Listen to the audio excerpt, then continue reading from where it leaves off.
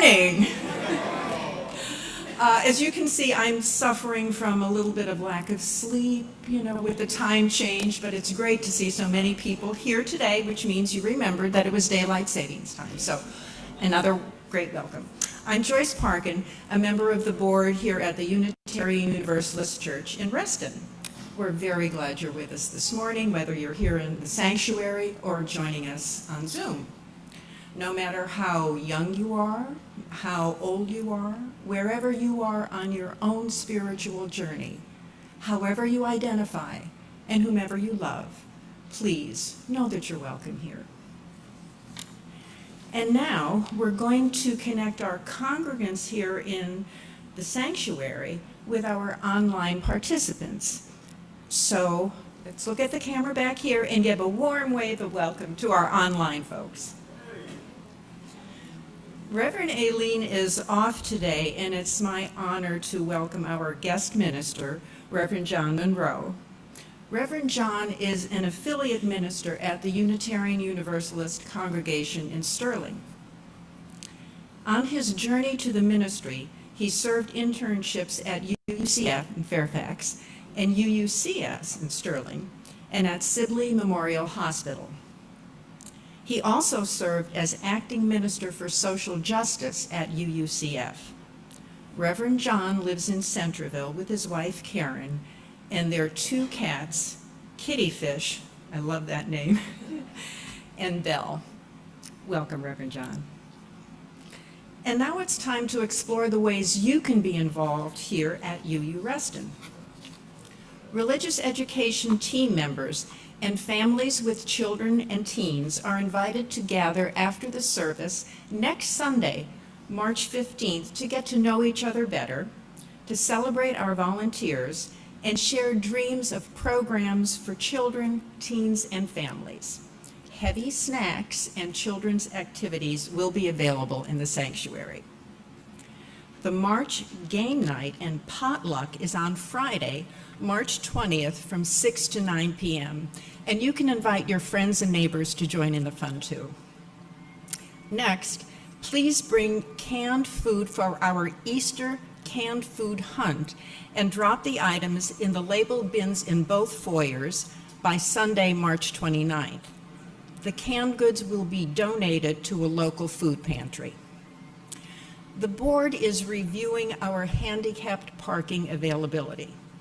We currently have 6 spaces, and we want to make sure that everyone's needs are met. If you have a handicap placard and there are no spaces available for you, please let me know after the service. Your feedback helps us keep our church welcoming and accessible to all. Join us after the service today for one of our popular Science Sunday presentations.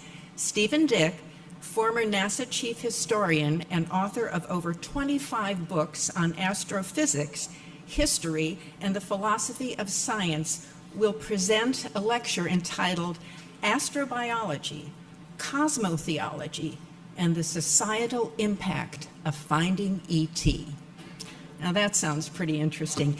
If you cannot make it today, all of our Science Sunday presentations are on our YouTube channel. And a special announcement, one of our great volunteers, her name is Sarah, she will be here to take pictures of any new members, or if you've been here for a while and you want your photo refreshed, she will be happy to take your picture after the service. Just meet at the East foyer doors. And Sarah, could you stand up? And there's Sarah. Yeah. And Sarah is one of the folks who volunteered on that Small Wins. So thank you, Sarah. Finally, Alan Kramer's memorial service will be held this coming Saturday, March 14th at 2 p.m. at Arbor Terrace Retirement Community, which is located at 1100 Drainsville Road in Herndon. All are welcome to attend. And now I would like to invite Maggie Mack and Nani Mullen for an important announcement about our stewardship drive.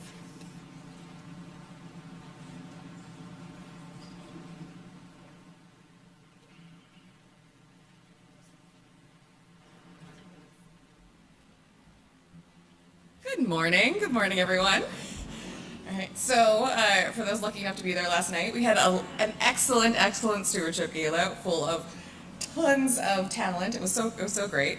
And the other very exciting thing is that we are at, wait here, Maggie, give me a screenshot. Okay, we are at 43% towards our goal already, right? Yes, yeah, exactly, it's great. And our stewardship campaign is going until April 12th, so you still have time to pledge.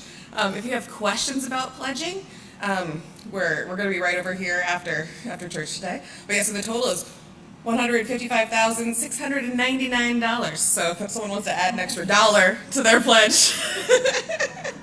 All right, well, thank you very much. And if you haven't gotten your envelope, we've got pledge cards, so come see Nani or I later. I've got a few already here for people.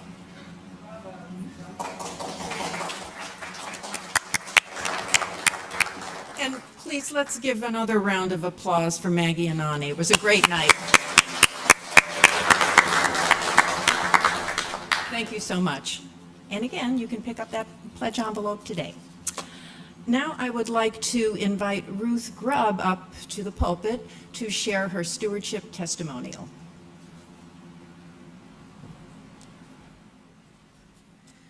As some of you know, and many may do not, I'm Ruth Grubb. I've been here a pretty long time, but I need glasses, so I'm going to put them on. I'm here because this church and community means an awful lot to me, probably to most of you. So I'll tell you a little bit about how I got here. In 1987, I was visiting my sister in Richmond, and she took me to First Church, which was her Unitarian Universalist church there in Richmond. And I came out thinking I had no idea there was a church like this. Just blew me away. So when I got home, I immediately started looking for a UU church near me, and thus I came to UUCR and have been here all these many years. I was raised Methodist, but in my teens I found that I could no longer say parts of the Apostles' Creed. So I was like, well, I don't know what I'm going to do. So I just sort of fell away. So then imagine my surprise and delight when I found a church that didn't have a creed that you had to say and agree with. So that was another revelation. But I found that the UU 7 principles really spoke to me and that I could relate to that far more than the creeds. At UUCR, I found a welcoming community that supported me in countless ways. When I came, I was a single mother of a small boy, and there were a lot of activities that we could do together, which was, unusual for where I was in my life and where I was living, that we both enjoyed. So it was really great for me. And there was a divorce support group, so I was going through my divorce at that time. So this place has been a support for me for a long while. I love the fellowship and the friends I have found here, the thoughtful and inspiring sermons, the stellar music, the adult education classes, the small group ministries, the social action and social justice program that is a deeply ingrained value in this church. And all these and more are what brought me here, drew me here, and keep me here. In 2008, I retired and I started looking for a small one-level house. And one of my friends tried to convince me to come out and move to the country with her. And I said, no, I can't do that. My church is here. And my friends are here. So many of the friends that I have here, I've made at this church.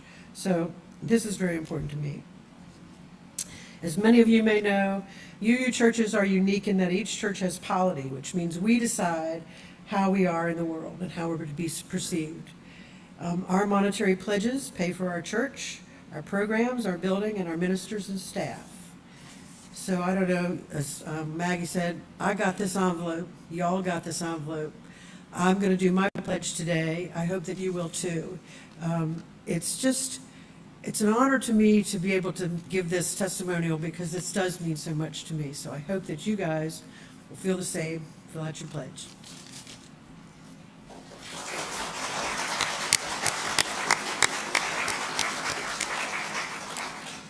Thank you, Ruth. I don't know about you, but I found myself saying me too, me too, me too throughout Ruth's presentation. So thanks again. Now, let's center ourselves for worship. If you have not yet silenced your electronic devices, please take a moment to do so now. Thank you. And now please take some deep, quieting breaths with me.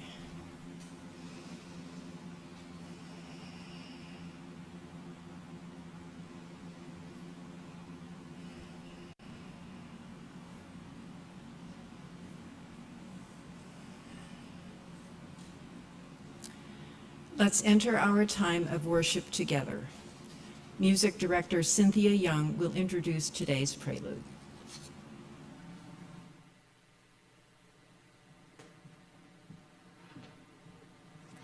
Good morning. We don't normally introduce the music, but Diane and I wanted to just take a moment this morning to draw our attention to the fact that, of course, March is Women's History Month, but also today is a very special day because it's March 8th. And it's not often that March 8th falls on a Sunday. So I wanted to take advantage of that by wearing my Le 8 Mars Danfani outfit from Burkina Faso. So the 8th of March is International Women's Day, which in many countries overseas is a huge, huge festival and celebration, one of the biggest of the year. I have had the good fortune of living in some countries in Africa where International Women's Day was celebrated very widely and with great excitement and fanfare and community festivals, feasts. People get together with families and share their appreciation for and honor all of the women in their lives. In Burkina Faso, they had a tradition of making a new cloth every single year called the Danfani cloth. And it was with great excitement that everyone would wait in January for the Danfani cloth to be revealed. Every year was a new color, a new pattern, a new design, and it had on it the date. You can see Le 8 Mars, and different patterns each year. So I thought I would just share that story because the 8th of March is really meaningful to me as I think about all the countries around the world that are really deeply celebrating the role of women in their communities. So I wanted to uplift that.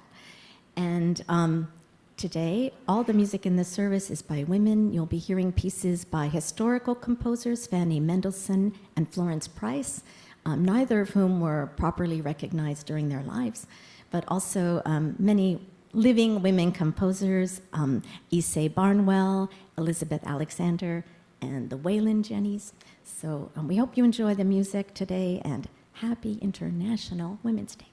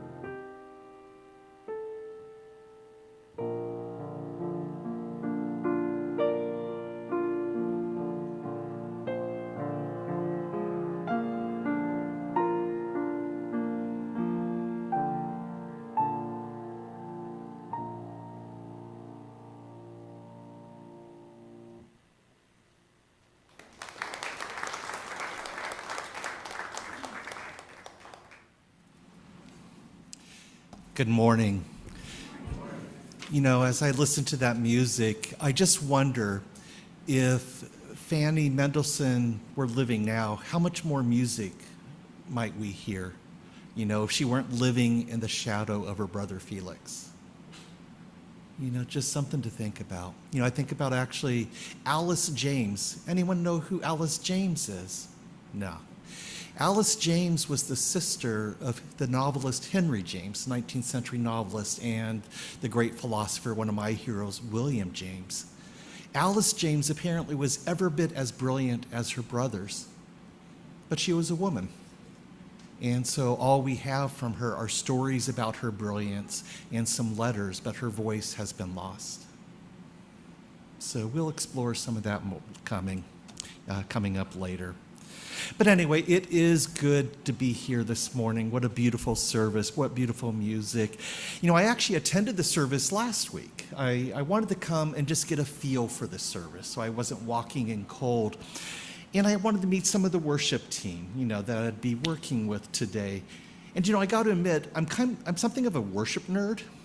You know, it's sort of a leftover from seminary, but I really enjoy seeing how services come together, seeing all the people who make this happen. In some ways, it's so mundane because we do this every week, right? And yet, it's a thing of beauty, you know, because when I usually arrive early and watch people go in motion, it's like everyone shows up, everyone does their thing, and then suddenly you have this beautiful service. So I was thinking about that yesterday, and so here's what I want us to do. I invite us all to pay special attention during this service. Pay attention to the gifts that people bring. Pay attention to the voices that we hear. And think about the love with which those gifts and their voices are shared. Pay attention and just feel gratitude for the wonder of it all.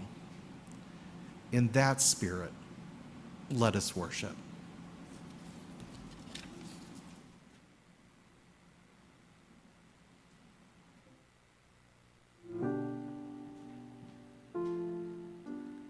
Our opening hymn is number 300 with Heart and Mind. Please rise in body or spirit and join us.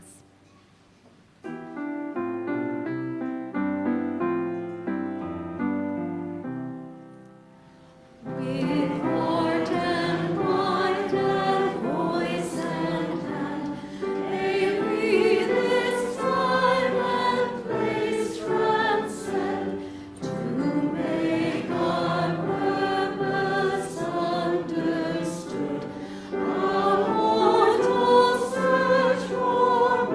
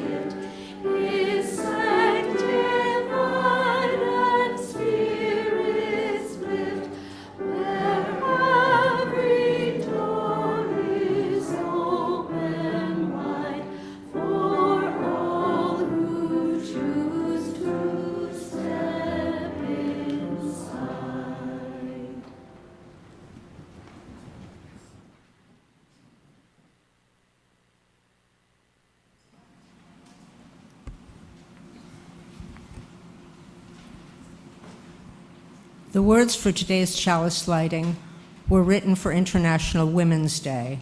So just for context, International Women's Day began in 1911 with 4 European countries, one of which was Switzerland, which didn't give women the right to vote till 1970, and the last canton in 1991, so go figure. And then it was officialized by the United Nations in 1977. But in 1946, a group of Italian women in Italy said this holiday needs a symbol, it needs a flower, and it chose the mimosa. The mimosa is yellow, so that's why this is yellow. It is a delicate and small flower, but it is tough and resilient, and the women who chose it had been through World War II, some had been through World War I, so they were nothing if not tough and resilient.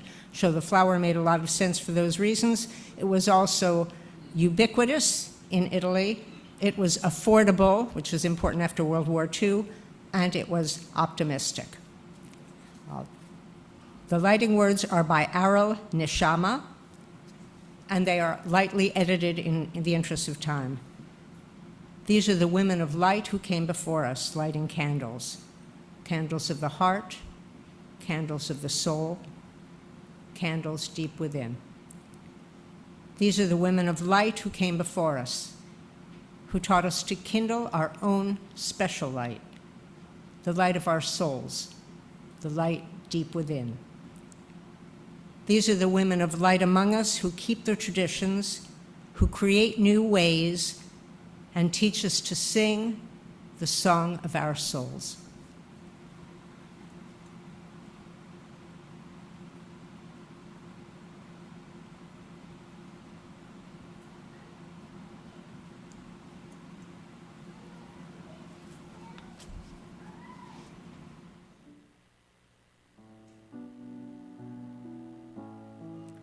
At UUCR, our tradition is to sing our covenant together every Sunday morning.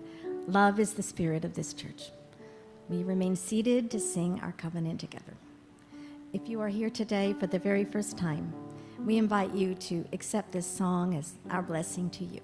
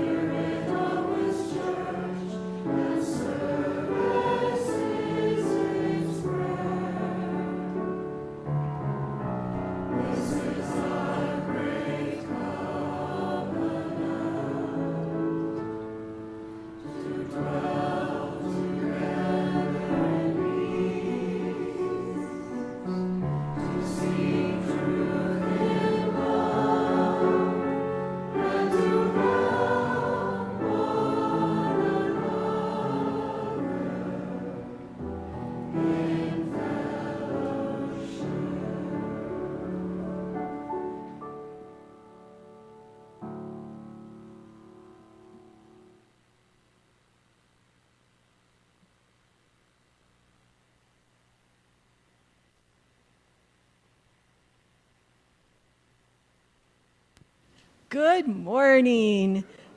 Now is the time for all ages, so if you're feeling young of body or young of spirit, I invite you to come forward.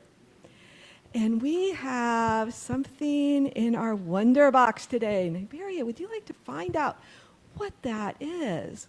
What do you find? Can you hold it up? It's a microphone. I wonder why that's there. It's probably because we are talking about listening to women and girls and to one another. To celebrate International Women's Day today, we have a game for you. A game, yes. Our Evie team will be showing a picture. And when you see the picture, you're invited to guess who it is. If you like, you can write in chat. And if you're here, raise your hand. And Nymeria, would you like to bring the the microphone that should work. Ah, there. 2 people. So the first one, we'll start with the young people up here and see if they know who this is. So look at what you see on the screen, the jewelry the person's wearing, what's next to her. Does anyone know who that might be? She was a lifelong universalist. She founded the American Red Cross, and you may know her as a famous Civil War nurse. Anyone think of that? Okay, do we have anyone out here? Okay, I see Niemi, I see someone right behind you. Can you take the microphone? Oh, okay, I see another hand out back. Niemi, do you mind taking, you go ahead and take it. Okay, Clara Barton, right. Her universalist faith called her to the work that she did, and you can see her house in Maryland near Glen Echo Park. Now, do we have another person? This one's actually harder, so I wonder if anyone knows who this next person is. Does that painting look familiar to anyone at all? She was a universalist. She was a writer who wrote a universalist catechism, and she wrote on the equality of sexes, because in the 1700s, women didn't have any rights. They couldn't own anything themselves. They didn't really have a say in their lives unless the men let them. And she said that wasn't right. She was also married to a Universalist minister, one of the first American Universalists. No guesses. No. JSM. Oh, I see someone with their hands up. Do you want to just shout it out? Judith Sargent Murray. Yes, that's good job. Our next person regularly attended a Unitarian church. She started out Quaker, but she left that. She's one of the most famous American scientists in the 19th century, and I actually know someone here who probably knows who it is. She discovered a comet, was the first American woman to become an astronomer, and she became professor of astronomy at Vassar College and the first director of Vassar's observatory. Anyone have a guess? Okay. Mariah Mitchell, yes, perfect. Next one. She was the first woman whose ordination as a minister was recognized by a denomination, the Universalists. Along with 3 other women, she wrote a biblical commentary called The Women's Bible. And she was one of the few suffragists. Those are people who worked for women's rights to vote. She was one of the first suffragists who lived to vote in the 1920 presidential election. Most of them didn't live to see that. Any guesses? Anyone heard of Olympia Brown? Okay, yes. These are tricky, aren't they? We've a lot to learn. So we have someone else who became a Unitarian. She was born and grew up in Baltimore. She wrote poems and stories and articles. She was a famous lecturer, and she often spoke out against slavery and for the empowerment of women. Does that sound familiar to anyone? Someone not that far away from us. Frances Watkins Harper.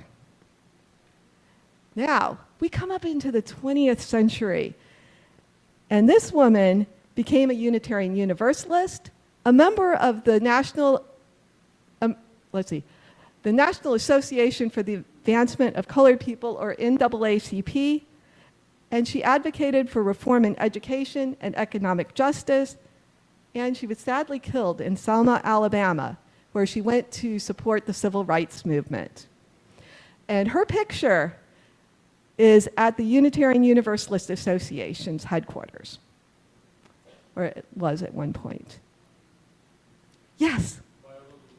Viola Luiso, yes. And finally, we have a Unitarian Universalist who takes action and speaks out for love, equity, and justice. And she's taught other ministers, developing ministers. Anyone recognize this photo? We don't have any youth who just saw this. Yes. Reverend Dr. Sophia Betancourt, the president of the Unitarian Universalist Association. And she is the principal spokesperson for the UUA and administers the staff and programs that serve more than 1,000 member congregations.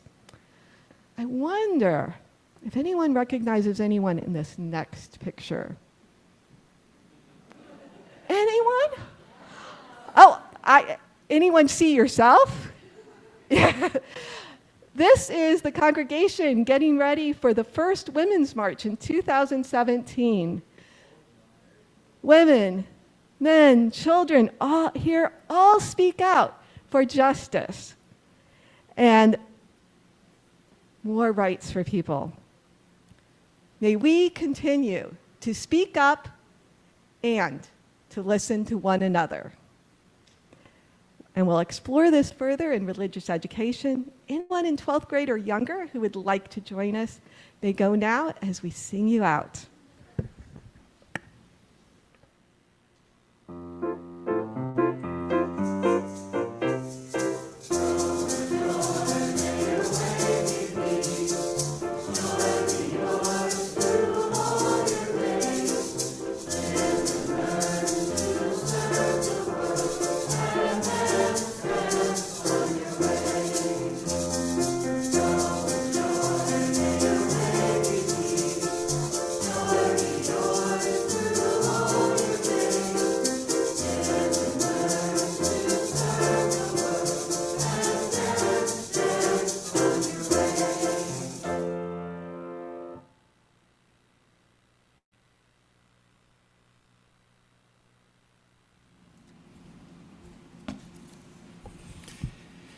Now is the time in our service when we share our joys and concerns so that no one has to hold them alone.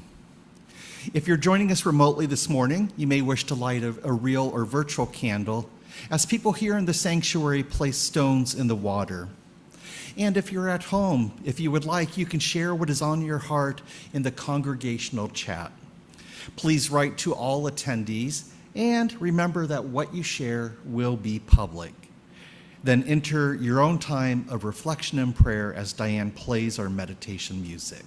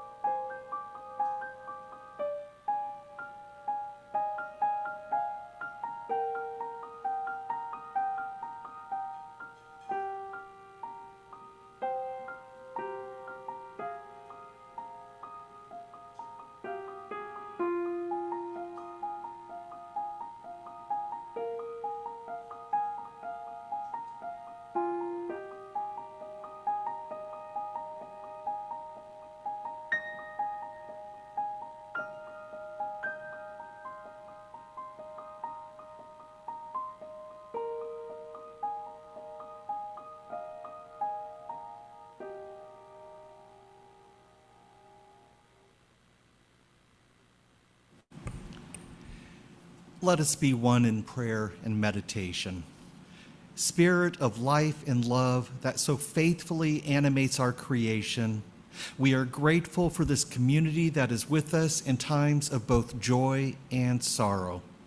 We hold in our hearts this morning all who are facing any hardship or difficulty, those who are grieving or facing illness or disability in themselves or friends or loved ones. In particular, this morning, we hold in our hearts and prayers all the victims of war and violence in the world. And we light this candle in sorrow and in hope.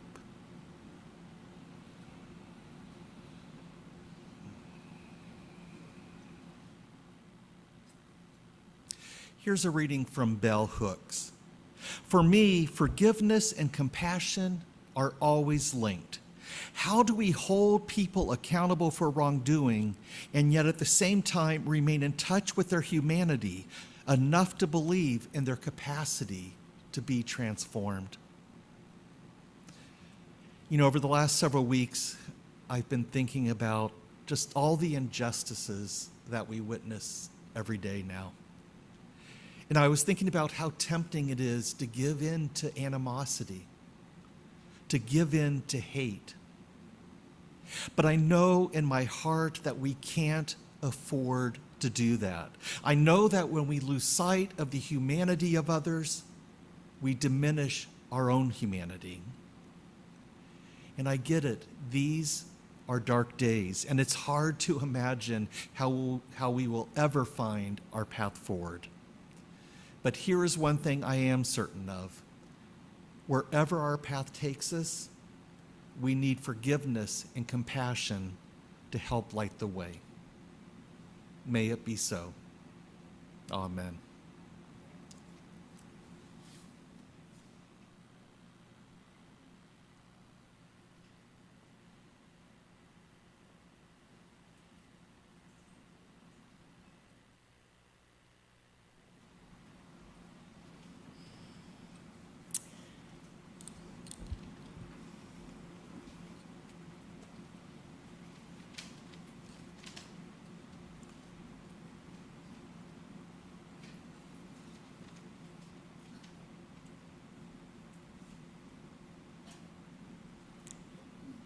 The second Sunday of each month is our dedicated offering to an organization chosen by the Social Justice and Social Action Committee.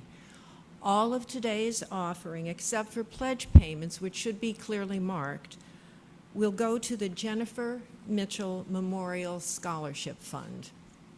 Established in 1990, this scholarship fund is distributed to graduating high school seniors who have a solid record of achievement despite economic, family, linguistic, or other difficulties which would have impeded less dedicated and determined students.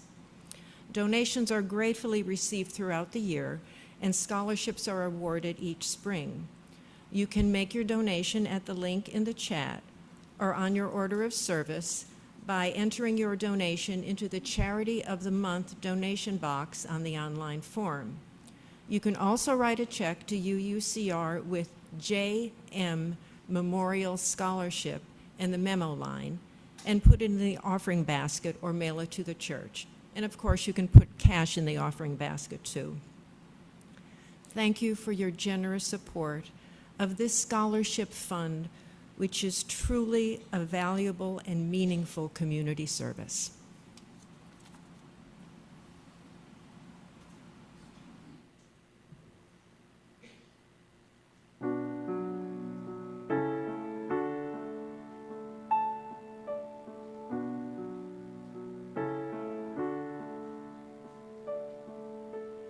This is the sound of one voice,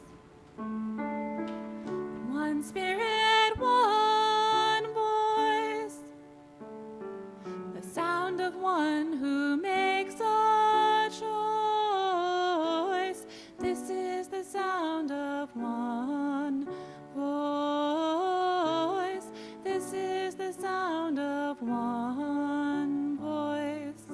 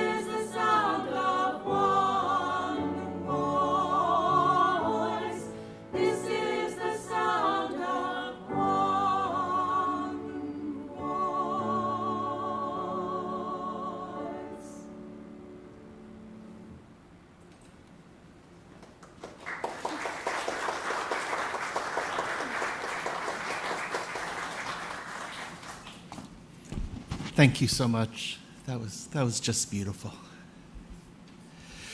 So growing up, I was a big fan of the TV show MASH. I don't know if anyone remembers that show now. But it's funny, when I later would watch it as an adult, I was struck by how sexist it was in its early years. Many of the episode features scenes or plots in which men objectified women, made women the objects of their pursuit. It's kind of cringeworthy. So I wasn't surprised to hear about the experience of one of the actors, Loretta Swit, who played Margaret Houlihan, who in the early years was called Hot Lips Houlihan. She said, though, in those early years when they'd be getting ready when they're reading a script, she would often make suggestions for her character, wanting to develop it, and the producer would just routinely dismiss her. And this happened one time where they were doing a table read. She made a suggestion. They just sort of brushed it aside. And then a little bit later, one of her fellow actors, McLean Stevenson, Henry Blake, he made the same suggestion. And the producer said, "I love it." And McLean, bless his soul, said, "Well, then why didn't you feel that way when Loretta said it 10 minutes ago?"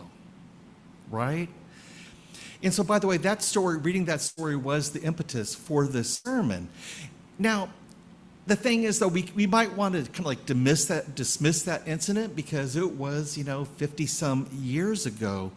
But I don't think things have changed as much as many of us, in particular, as many of us men would like to believe. Case in point.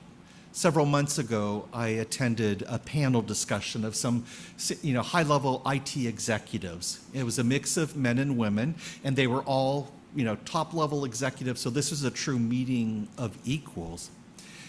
But from the start, the men dominated the conversation. They tended to sort of hold forth while the women waited for opportunities to speak.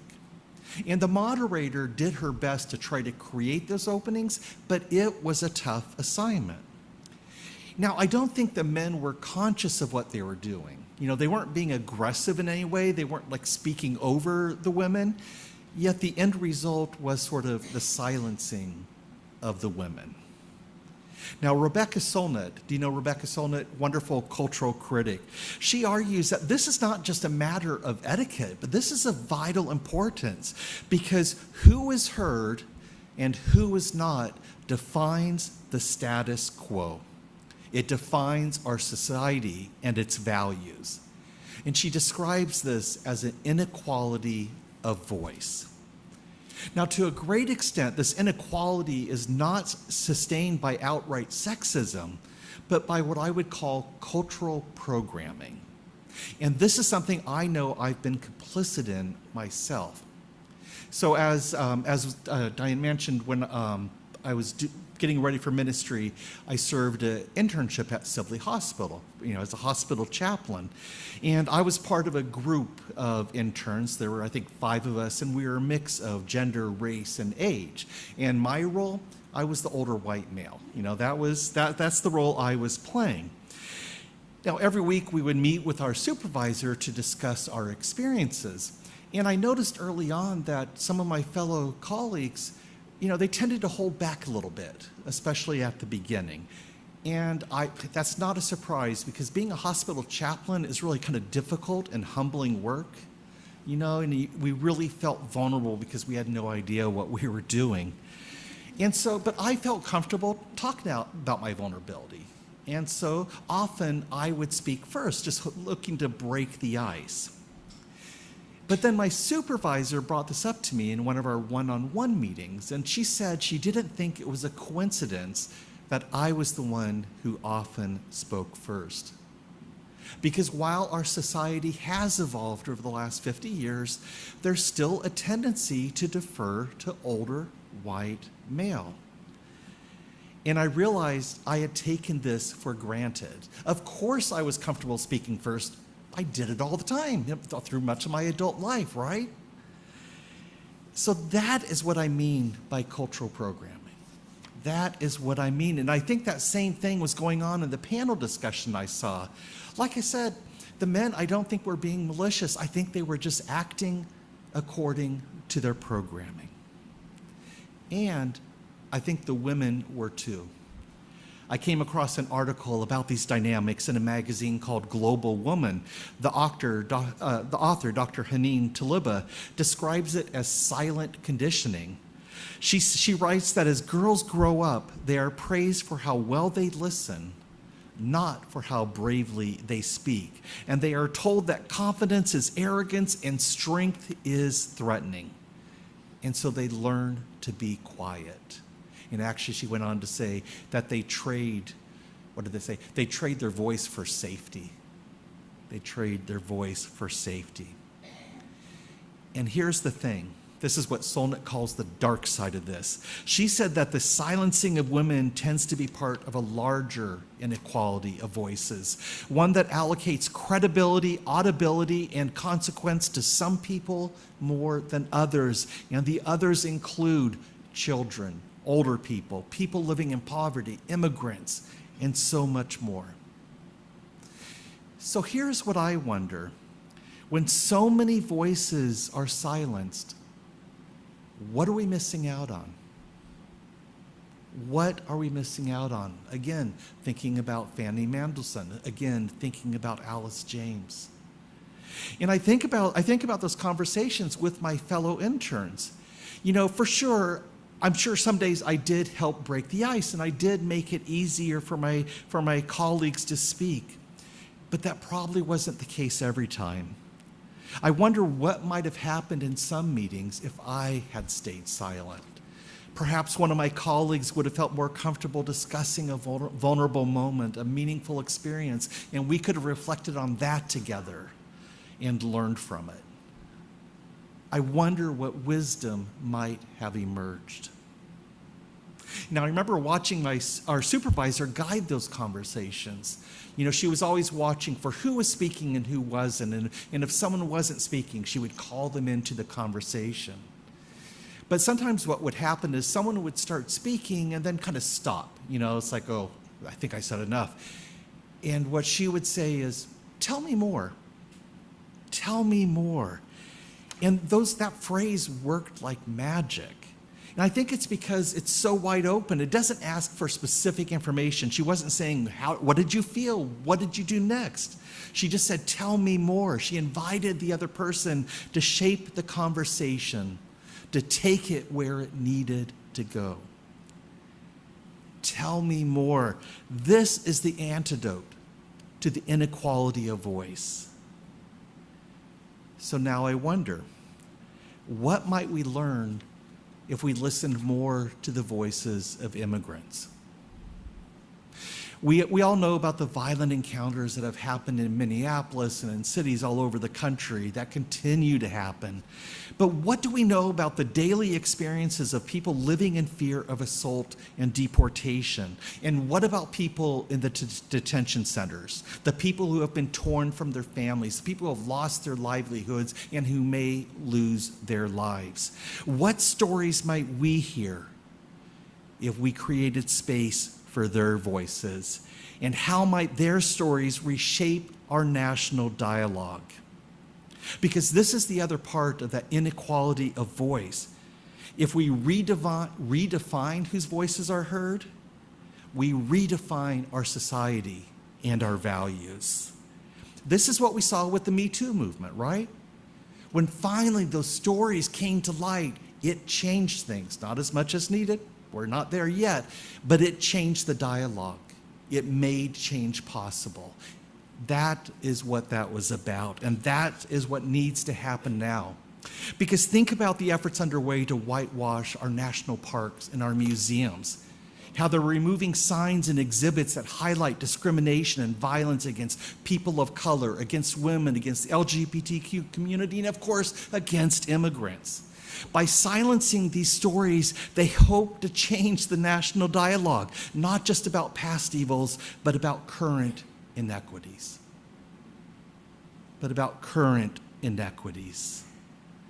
This is part of the work that we must undertake as a faith tradition and as a nation. Whatever else is going on in the political arena, we need to ensure that these voices are not silenced. As a nation, we need to hear these voices. We need to hear the stories and experiences and insights of people from all walks of life. We need to see what wisdom might emerge.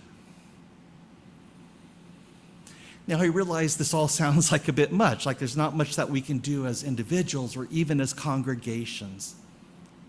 But here is what we can do. We can be woke.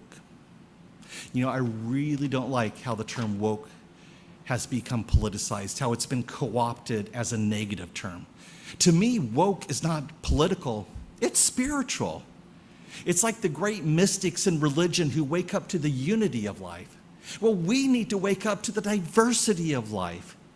We need to realize that people around us have very different experiences of life.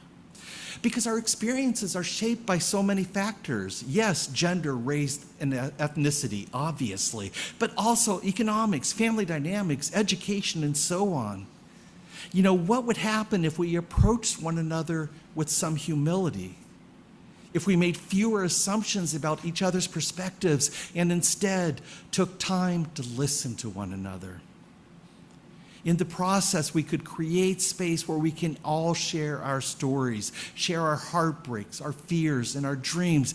We can honor whatever differences emerge.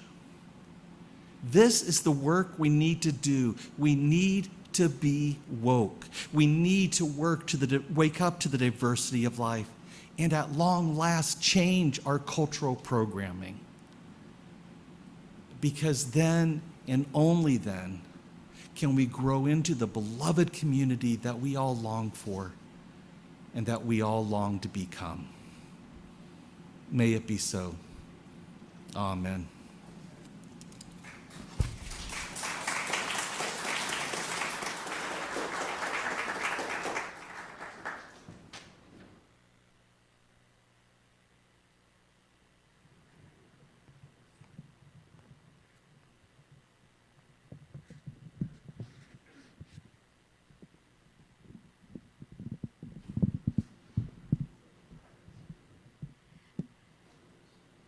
Our closing hymn is number 1051, We Are by Isai Barnwell.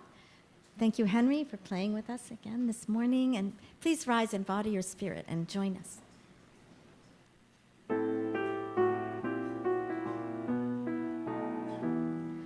For each child that's born, a morning star rises and sings to the universe who we are.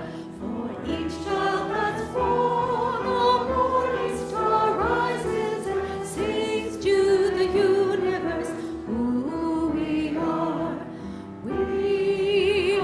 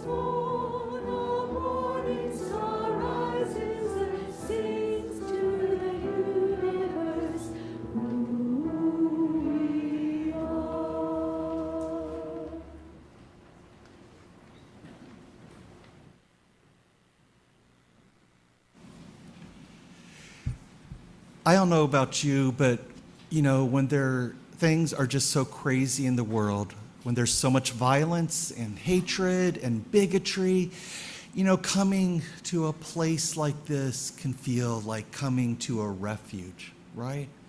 And, just thinking about everything we heard in the service today, all the voices we heard, it's like such salve for the soul. I see this tendency in myself. It's like, okay, now I must gird myself and go back into the world and face all the craziness. And yet, I know that, what the world needs now, to quote a song, is love, sweet love. I wish I could sing. What the world needs now is love, sweet love. And so this is my second challenge for us today, to think about everything that inspired you in today's service, all those voices we heard, and to take that out into the world, to be beacons of love when there is so much darkness, to be beacons of forgiveness and compassion. If we can do that, that's something. May it be so.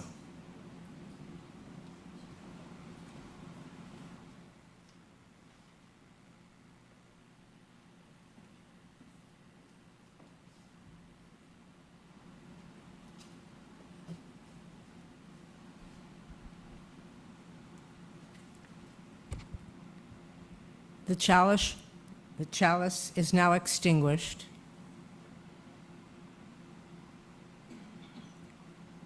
But its light lives on in the hearts and minds and souls of each one of us. Carry that flame with you as you leave this place, and share it with those you know, with those you love, and most especially with those you have yet to meet.